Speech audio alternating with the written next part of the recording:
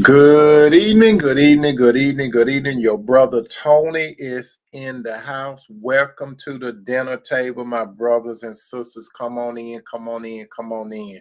I got some good food for the soul this evening, and I'm sure that you're going to enjoy it. I prepared it especially for you brothers and sisters, and also for some guests that may come in and sit down at the dinner table. So my brother and sister, if we have some guests, just scoot down a little bit and let them sit down and get some of this good food for the soul. My brother and sister, go ahead and invite some more family members and friends to the dinner table. Tell them that the food is ready and we are ready, we're ready, we are ready.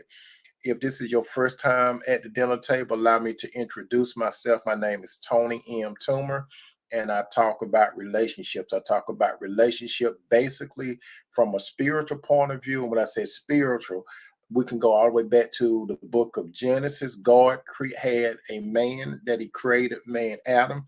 He had a unique relationship with the man Adam. Secondly, God had a unique relationship with the woman Eve. Thirdly, God introduced the woman to the man Adam, and in the presence of God, the man Adam said, "Bone of my bone, flesh of my flesh. I should call a woman because she came from man." That's the type of relationship that I basically talk about. The relationship as shown in the Bible when God created the male and the female. That's the position that I come from. Now, you can agree with it or disagree with it. If you don't agree with it, I still encourage you to sit at the dinner table to get some of this good food for the soul, okay? And also, I would like for you all to know that I'm on two different platforms. I'm on the book and I'm on the tube. If you're on the book, I may say something to those that show up on the tube. You may not see their name and comment, but they're family, okay? You look at it as long distance. And those of you on the tube, I may say something to them that's on the book. Look at it as family. You may not see their names and comment, but they're family, okay? How you doing, sister Miss Self Fabulous? How you doing? How you doing? I'm glad that you're ready for dinner, sister. And I would like to encourage you, brother and sister, if you have any comments at the dinner table, by all means, you can make a comment. If you have a question, by all means, you can have a question at the dinner table. So we're here to talk about something very important. Now let's look at the menu. And when we look at the menu, we see on the menu for tonight, you're in love with someone, but you can sense that he or she doesn't love you. Okay, that's what we're going to talk about at the dinner table tonight. How you doing, Sister Sharita? How you doing? How you doing? Sister Sharita said, greeting, but it's been a while since I was able to catch you sit at the dinner table. Welcome to the dinner table. How you doing, Sister Cynthia Palm? Welcome to the dinner table. And as you notice, you all that coming in, here go the menu. And when you look at the menu, look at what we're going to talk about tonight. When we look at the menu, this is what we're going to feast on. You're in love with someone, but you can sense that he or she doesn't love you. Now, I'm sure there are a lot of you that know the feeling of thinking that you're with the right man or woman, but something deep within you, something real, real deep within you, you sense, sister, that this man or brother, that this woman doesn't love you. Guess what? I have been there in my life before. I have really been there before. I have been there, my brother and sister. So I don't want you all thinking that your brother Tony have had a good romantic life all these years in life. Now, I have had some relationship where things went up, and I have had a relationship where things go down. Let's get this appetizer in before we get into the meat of the topic. As it is written in the book of Second Corinthians 12:15. Again, this is the book of Second Corinthians 12:15. Second Corinthians 12:15. And I will very gladly spend and be spent for you. Though the more abundantly I love you, the less I be loved. Let me read that two more times for you. And Second Corinthians, somebody, they are messing with my phone. They know that I'm serving them. They shouldn't be doing that tonight. Hold on. Okay. Again, Second Corinthians 12:15. And I would very gladly spend and be spent for you. Though the most, check this out, the most abundantly I love you, the less I be loved. Let this soak in now. Again, 2 Corinthians 12:15. And I will very gladly spend for you. Though the more abundantly I love, the less I be loved. When Paul wrote this, he wrote this to the church of Corinthians. Christ was in Paul. And what it's saying, we know that Jesus knows how to love and not be loved. So my brother and sister, Jesus know all about this. Jesus know all about loving someone and not receiving love. And the same thing, my brothers and sister, when it comes to a man or a woman. There's one of you that know exactly what I'm talking about. You don't have to raise your hand. There, brother, you have really invested in this particular woman. I mean, you open your heart to her and she did not reciprocate it. Some of you sister, you have opened your heart up to a man. I mean, you poured your heart out, but he did not reciprocate it. Let me back up for a moment. Let me tell you, sister, something like this. This free of charge, sister, what I'm going to tell you. Let me tell you something, sister, when it comes to a man. A lot of time, listen to me very carefully, sister. Don't hear me, listen. A lot of time, a man would really, really like to express his feeling towards you. But according to our Western society, tell a man all you have to do is make sure you pay the bills, take care of your wife and family. But our society really do not tell men to really express themselves to their wives. Brother, let me tell you this. When you're in a relationship with a woman, if you're in a serious, committed, and covenant relationship with a woman, express how you feel towards the woman. And I need to let you brothers and sisters understand this too. When it comes to love, brothers, listen to this. Women operate mostly on the emotions. Listen to me very carefully. Women operate mostly on emotion when it comes to the topic of love. And sister, you need to definitely listen to this. Listen to me, sister. Listen, listen, listen. When it comes to men, sister, you're looking for a man to love you the same way you're expecting him to love you. You see, the thing about it, sister, men equate love with respect. You see, men are more analytical. That doesn't mean that a man does not have emotion. Men do have emotion. Don't you know, sister, that men cry in the dark? Not too many men are going to open up that much in front of you. But like when it comes to a breakup, men really suffer. You may look at their face and everything, they may say that they all right and everything, but they suffer in silence. That's why some of you brothers and sisters, like when there's a breakup or whatever, okay? When there's a breakup, sister, this free of charge for you. Like if you in a relationship with a man, listen to me very carefully. If you in a relationship with a man, a lot of time you will see that man probably with another woman in a very short period of time. Now, some of you would think, we just broke up.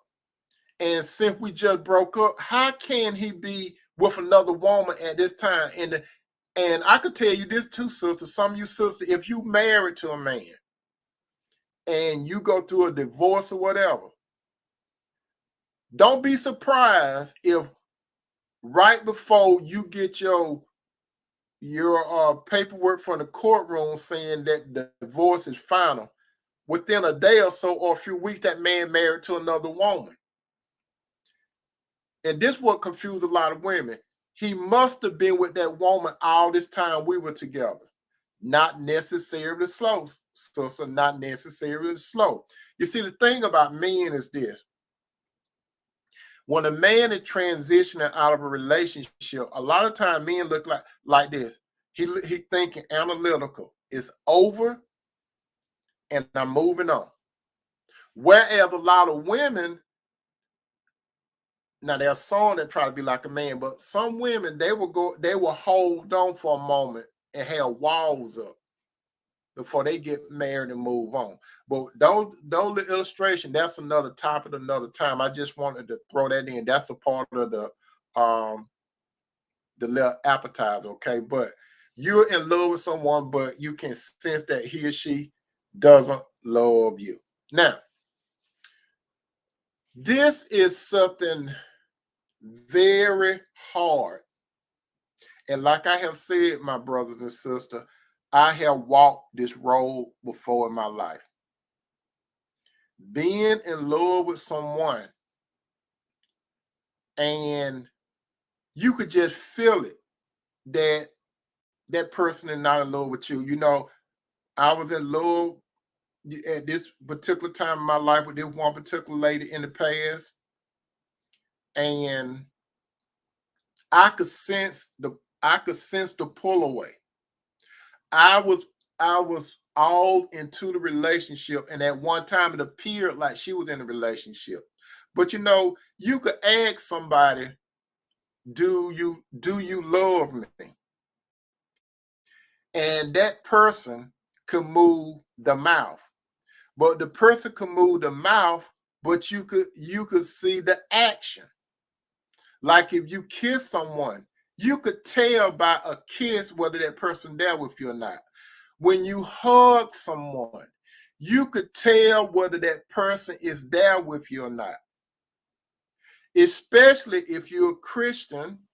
If you're a Christian and you in a serious committed and covenant relationship, and your discernment can tell you whether or not that person that's in your presence love you or not.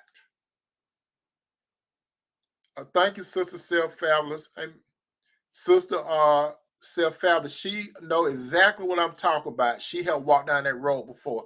And you know what? It's hard, my brother. It's hard, my sister. Even when I think about it, when I'm going back down memory lane right now, I could, how should I say it?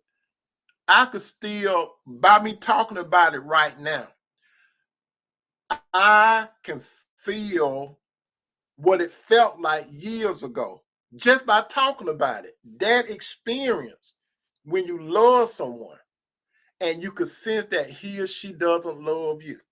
But let me tell you this, my brother and sister. The thing about it is this. When you're in a relationship with someone, at the beginning of the relationship, it's like a brand new thing. You know, you go through the excitement phase and all that kind of stuff, right? So after you go through the excitement phase and the dust settles, that's when you start seeing the pluses and minuses of another individual. And he or she starts seeing the pluses and minuses of you, okay? Because, and you see another thing, this too, my brother and sister, a lot of time in a relationship, we ignore the red flags at the beginning of the relationship. That's very critical. A lot of time we see that it could be a problem, but we think on a subconscious level that there's a possibility that that person would change. Or to say it differently, on a subconscious level, we think that we could do something to cause that person to change. Okay, the early part of the relationship, everything is okay. You could even get married to that person, and then years and years go by, you still had that little thing in you that's saying, I know I'm not getting what I know should be here. You see, let me tell you that, my brother and sister, when it comes to a relationship, God put in you, brother, the ability to love a woman how she needs to be loved. And sister, the same thing. God put in you the ability to know how to love a man. Okay? But men and women go by the love thing different. So, brother, you need to understand it, brother. When it comes to a woman, your idea of love and you looking for her to love you how your mind think, she's not a man. So you got to think, brother, the woman that you are in love with, she's not a man. So she's not going to love you how you think she needs to love you. And on the other side, my sister, you're feeling. And you got to understand the man is not feeling what you feeling when it comes to love. You understand? So that's where it's vital. It's imperative. It's important that a man and a woman not be unequally yoked. It's very important, brother, if you're a Christian, to marry a Christian woman. Sister, it's very important that you marry a Christian man. If you're a Christian, don't be unequally yoked. Now, if you marry a Christian, does that mean that it's going to be hunky-dory and perfect? No, it does not. Because, let me tell you this, my brother and sister, God could position a woman to be at the right place at the right time and a man to be at the right place in the right time. God could actually bring the right man or woman into your life. Now, listen to what I'm about to say. Listen, listen, listen. Don't hear me. Listen to what I'm about to say. God could bring the right man or woman into your life. He could do that. However, God does not make robot men and women. Just like a man and a woman have to decide with his or her will to love God, a man and a woman have to willfully love the man or woman that God placed in his or her life. So, brother and sister, listen to me very carefully. God could bring a Christian man and a Christian woman together. He could do that. And that man or woman willfully do it God's way. Willfully. At the beginning. They willfully do it God's way. But you see, in order for a Christian marriage to last, it's more than communication. You see, most people say, how do you keep a relationship together? The first thing they'll say, the default answer is communication. No, it's not.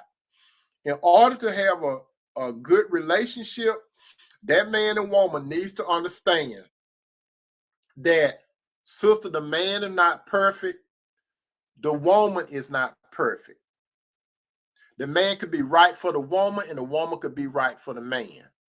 You have to understand that. You have to understand when it comes to a relationship is not a fantasy. It's in real time. You have to understand the person that you marry on day one is not going to be the same person on day two. What I mean by day two, I mean as years go by, brother, you got to understand that woman, she's going to change. Not only on the outside, whereas she may be, as the Commodore used to say, she may be a brick house, 36, 24, what a winner, 36, 24, 36. Yeah, 36, 24, 36. She may be a brick house today. But down the road, she may not be no brick house. She may develop, let's be realistic. We adults here, she may start having, okay, she have a baby. She may have stretch marks on her stomach. She may, as time goes on, she may develop cellulites in different parts of her body. Her breast is kind of tight right now, but her breast probably gonna, with minus gravity, may go down. So that's the outward appearance, brother, of a woman. Her body is going to change. What you get today is going to change tomorrow. And on the flip side, sister, the man, he may be like Mr. Universe. He may be ripped and everything. He may have that V-shaped back and all those abs and stuff. But as time go by, Mr. Atlas could have a big beer belly like he looked pregnant. And remember I said a beer belly, but he don't drink no beer. His body's going to change. That's why when it comes to a relationship with someone, we're going to get back to what I'm talking about. I'm getting there, but I got to establish something, my brother and sister. So hold on, okay? You have to love a person in spite of, I know there's a thing called attraction, but there's something more than attraction, my brother and sister. And you got to understand this too, my brother and sister.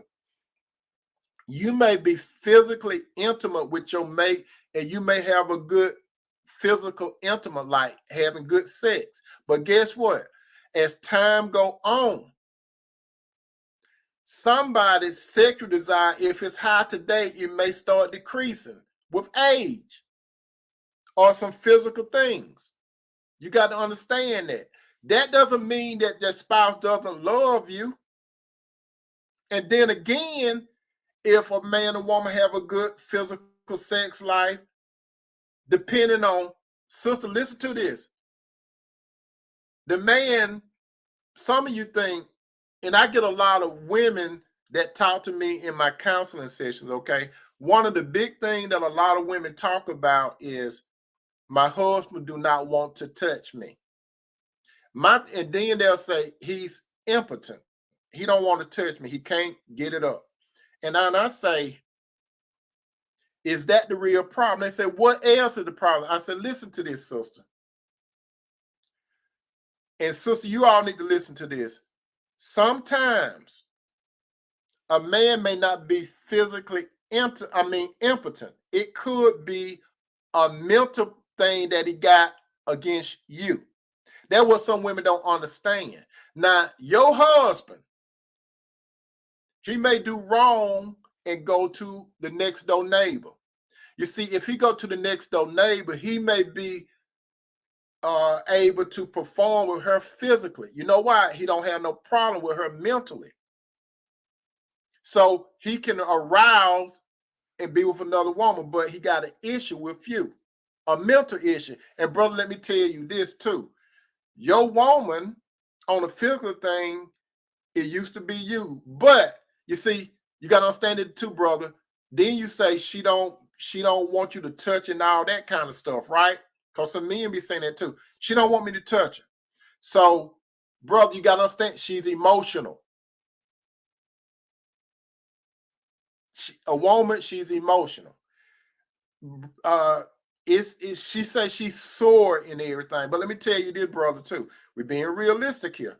That your wife, she can go next door and get like Niagara Falls with this other man, whereas she like the Sahara Desert with you. Why? Because she don't have this issue with her heart with you. It's with this man. That's the physical part. You see, a man and a woman is made out of 3 different components. That's the spirit, the soul, and the body. Notice I didn't start off with body, soul, and spirit. No, it's the spirit, soul, and body. That's why it is very important, imperative that a man and a woman, when they come together, they need to both have the spirit of Christ in them. Because no man coming to this world with a manual on how to love a woman the right way. No woman doesn't come into the world in how to love a man the right way. A man and woman need Christ in them, in the relationship. So Christ, brother, could teach you how to tend to your woman on an emotional level.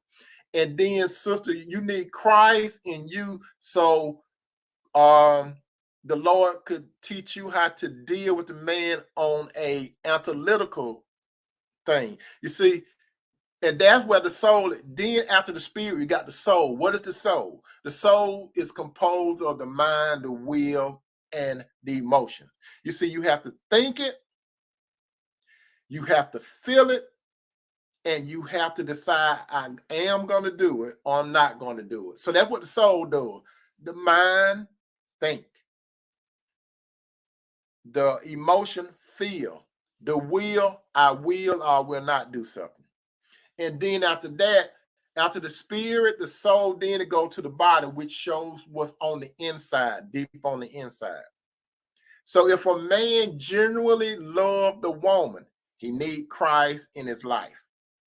If the woman genuinely loves her husband, she needs Christ in her life. You cannot manufacture real love. You see, only love comes from God. So a man and woman must be equipped with God in him or her to be able to reciprocate love to a member of the opposite sex. So when it comes to love, you have to be in the frame of what can I do to show this man that I love him? And the woman, what can I do to show this man that I love him? The only way you could do it, Christ have to be in you. You can't do it no other way. You could do your best imitation, but you have to have Christ in you. Now, this leads to another thing. The Lord can bring two Christians together. But keep in mind that man and woman have to willfully love one another. God don't make no robots.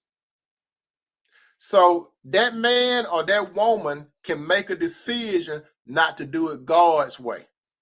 And if that man decide not to do it God's way, that's where the conflict come in at.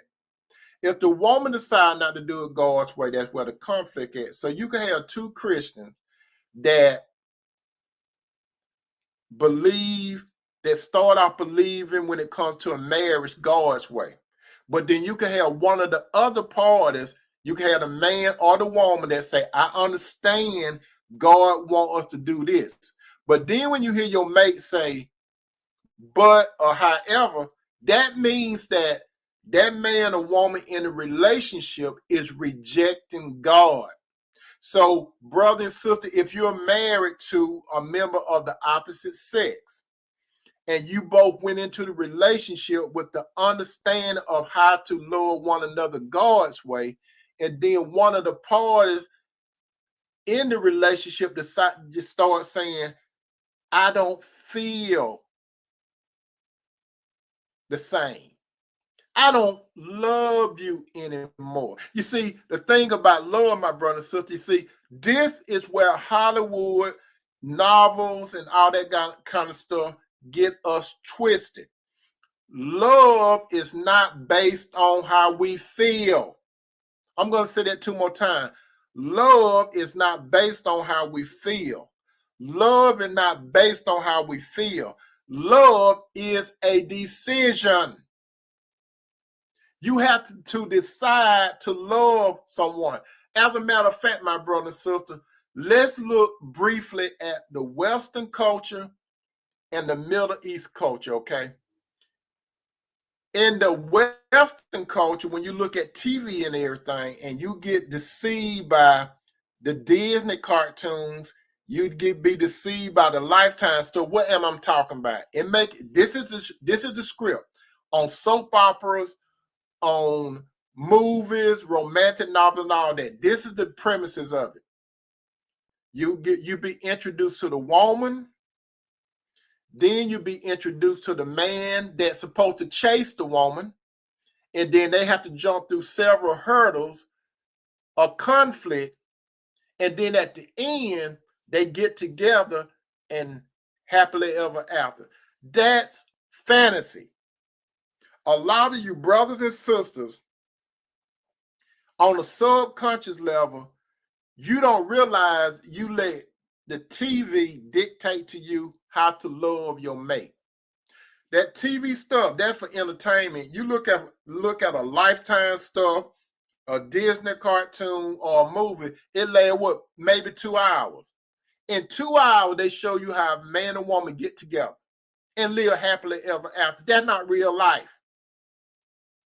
You see, you have to decide to love a man, sister. And brother, you got to decide to love a woman. You can't go by your emotion. Why you can't go by your emotion? Because the emotions go up and down. And a lot of, not only women, brother, a lot of us men, we make decisions based on our emotion.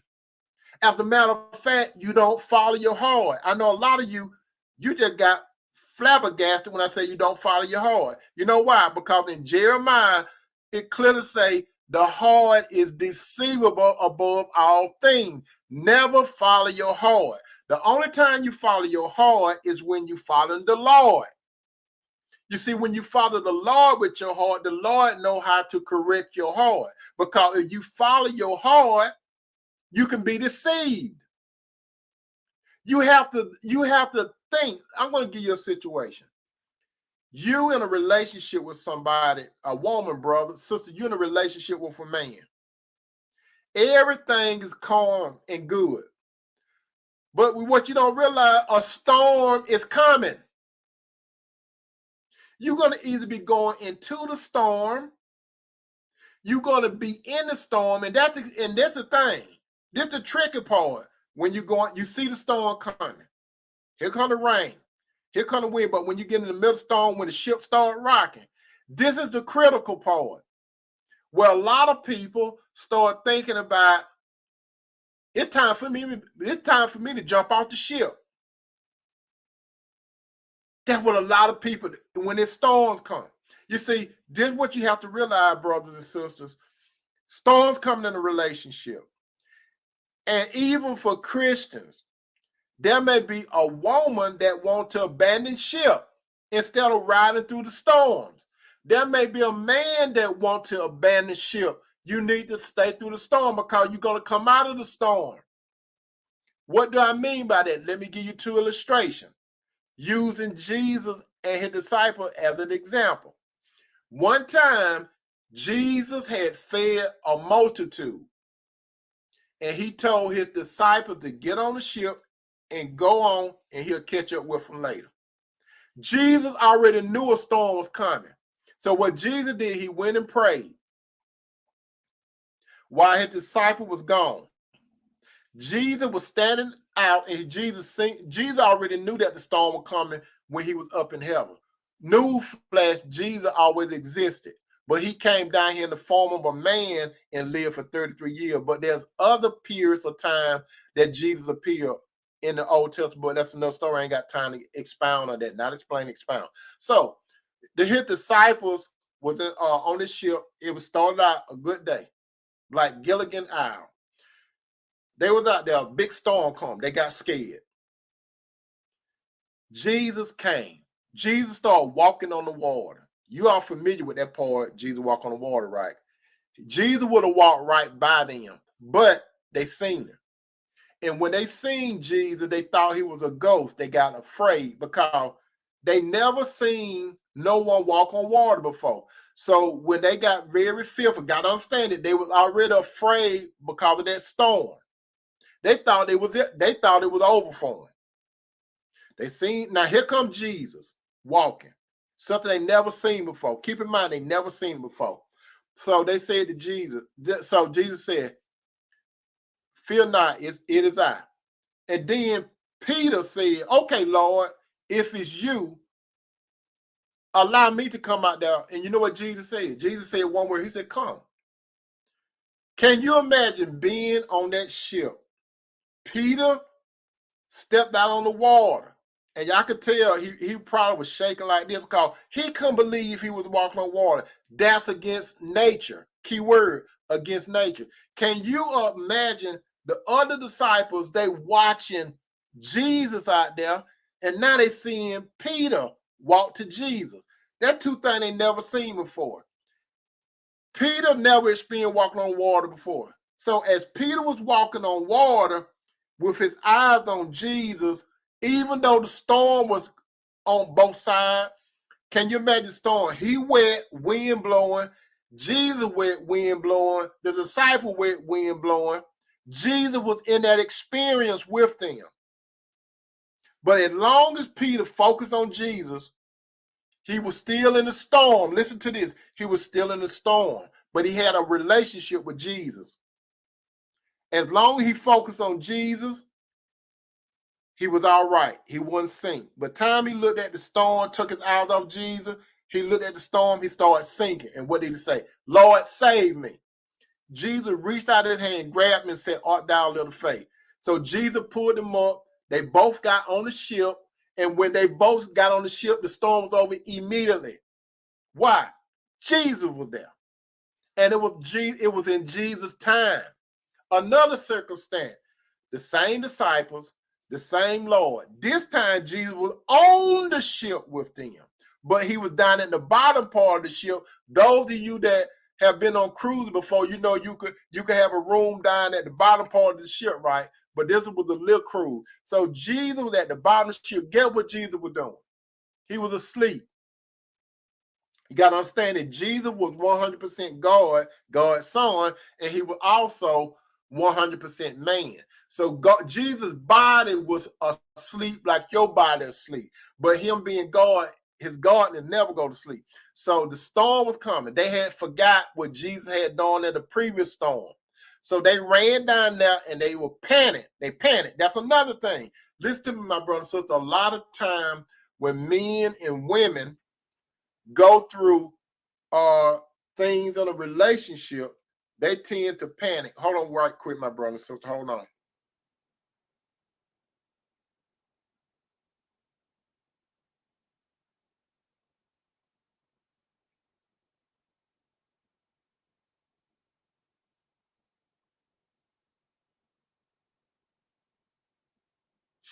I had to write this word down because I'm going to talk about this tomorrow when I do my little videos, okay? I might not talk about, I'm going to do a live video tomorrow and I'm going to put it out there. So I had to put it down so I could remember.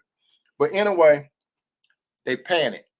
Jesus woke up and they said, Jesus, Lord, it's a storm.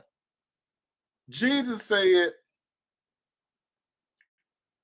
basically, Jesus saying, what y'all worried about it for? Then they probably thinking, don't you know, man, it's a storm out there. What did Jesus do? Jesus left from the bottom of the ship. He walked up to the top of the ship. And when Jesus walked up on the top of the ship, he got wet and he felt the wind just like them. But Jesus was still God's son. He was God himself. So Jesus experienced the storm like them. But what did Jesus say? 3 words: peace, be still. And the storm immediately stopped. In Jesus' time, what am I saying? When it comes to a relationship, my brother and sister, that's why it's critical that the Lord be there, because you're going to go through storms.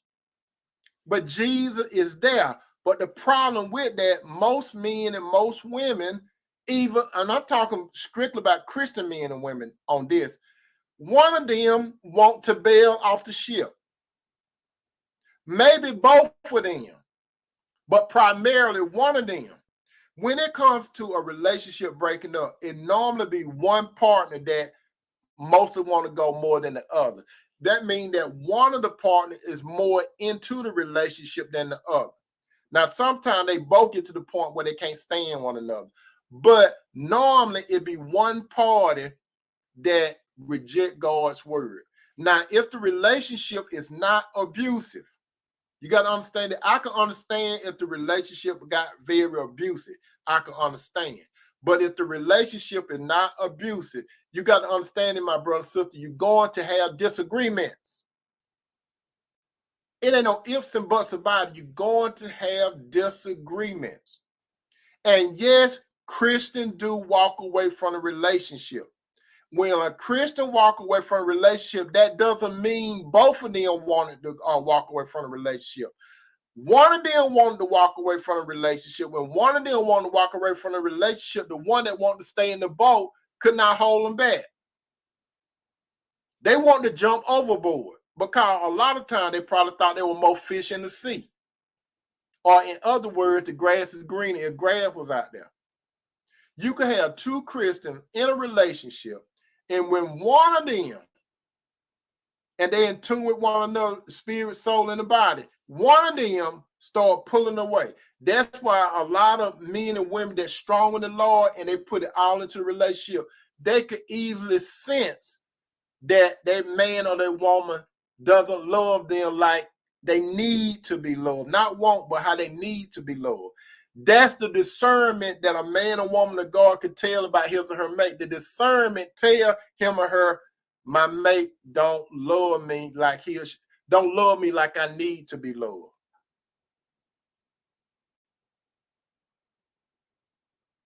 But let me tell you this. The topic of divorce is very, very controversial when it comes to Christian. Let me tell you this. Let me tell you this, my brother and sister. The divorce issue came up during Moses' time.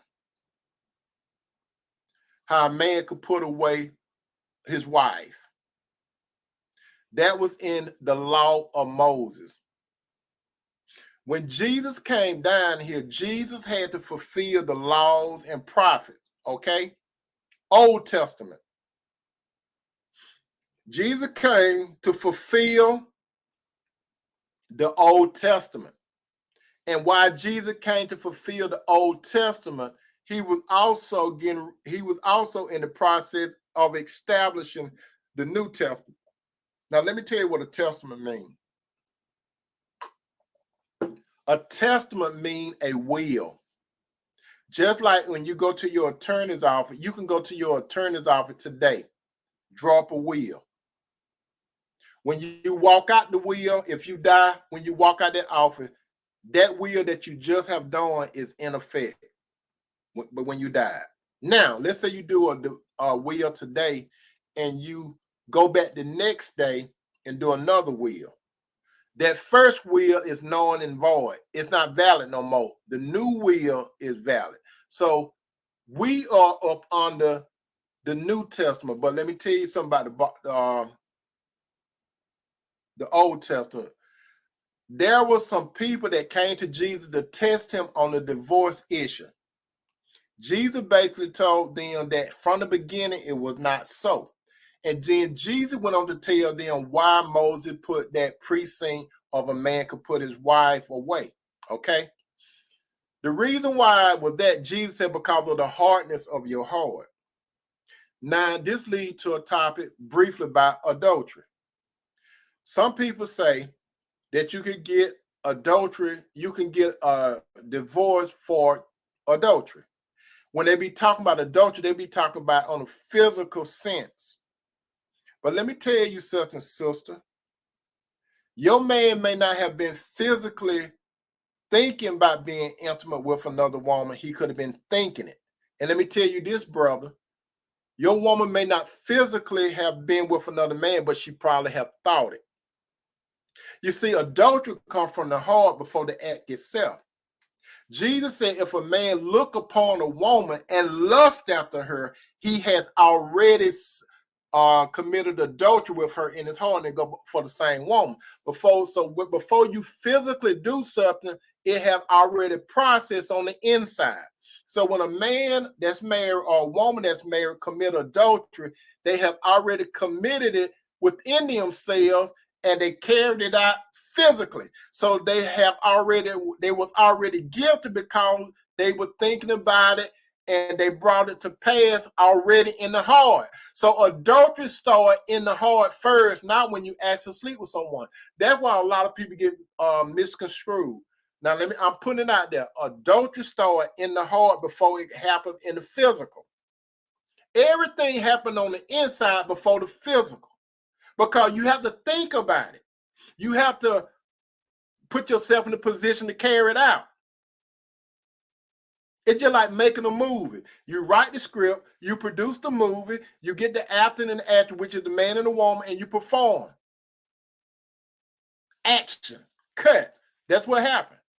Now, Jesus said it was not so. Now, let me tell you, today, when it comes to a Christian and divorce, I must first tell you how you doing, DC. Welcome to the dinner table. When it comes to a Christian and divorce, listen to me carefully. God do not want two Christians to get a divorce, okay? He really don't. He will allow separation, but let me tell you this. If a man or a woman, because Paul talked about this in Corinthians, if a man or a woman reject God's way in a relationship, you got somebody that totally disregard what God say about marriage. That person is identified as an unbeliever. You understand? If that unbeliever decides to leave, a man or woman is not under bondage in such a case. If you don't believe me, you can Google it on your computer. Put in there, let me give you something so it could populate for you. Can a Christian man, or when can a Christian man or woman get a divorce? You're gonna see some Old Testament stuff, but then you say in the New Testament. Just to put New Testament. And I could tell you a phrase to put in there so it could populate for you.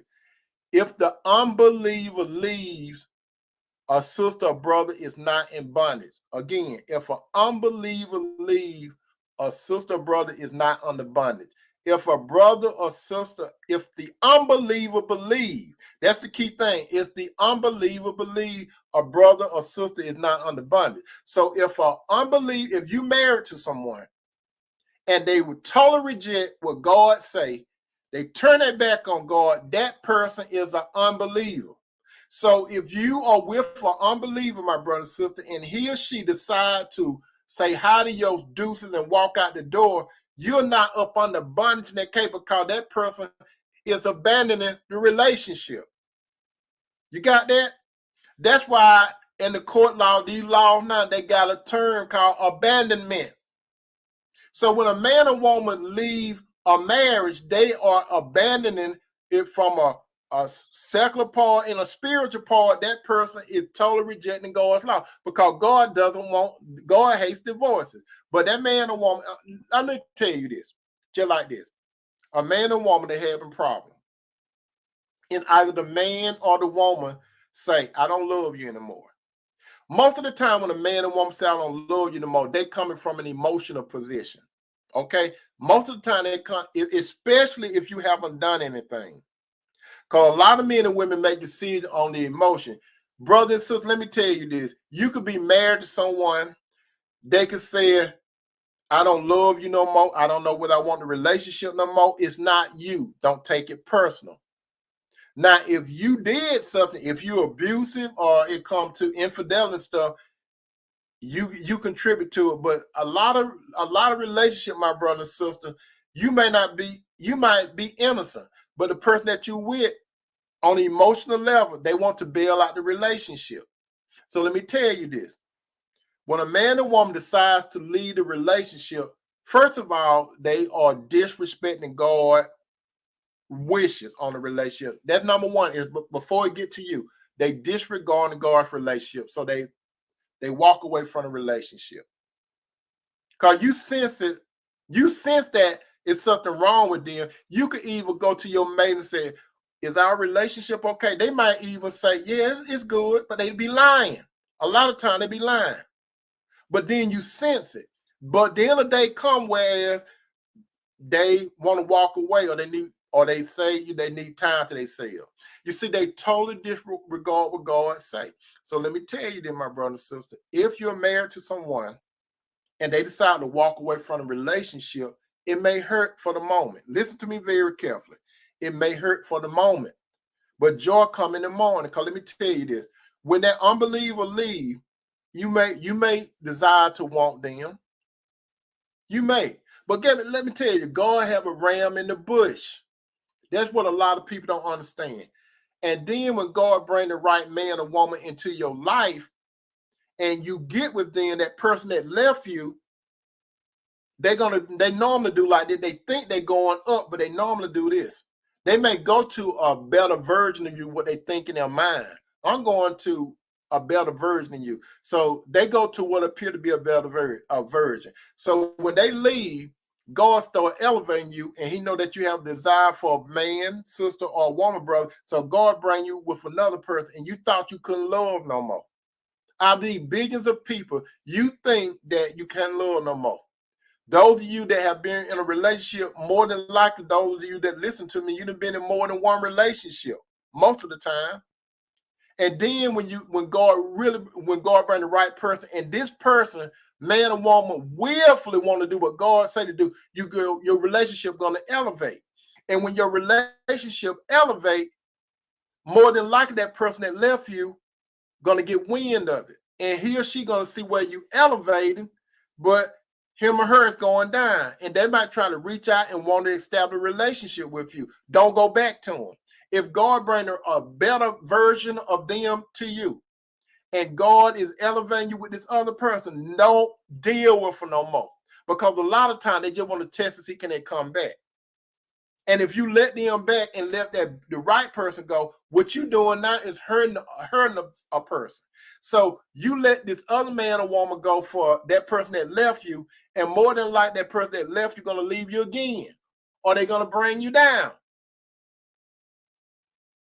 So don't do it. If God bring the right person to you and that other person leave, let them leave.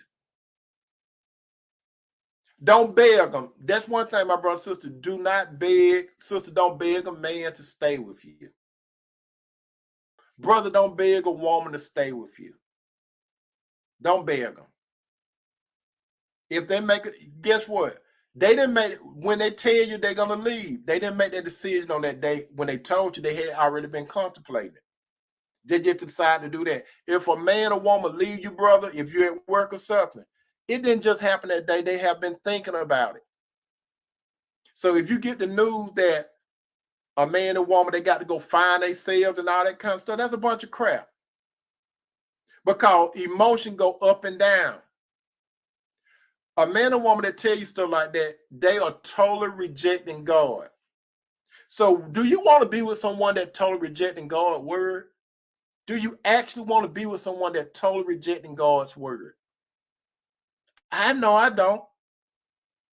If you married to someone and they totally reject God's word, they know God's word, and they totally reject God's word, and they lead a relationship, God got your back.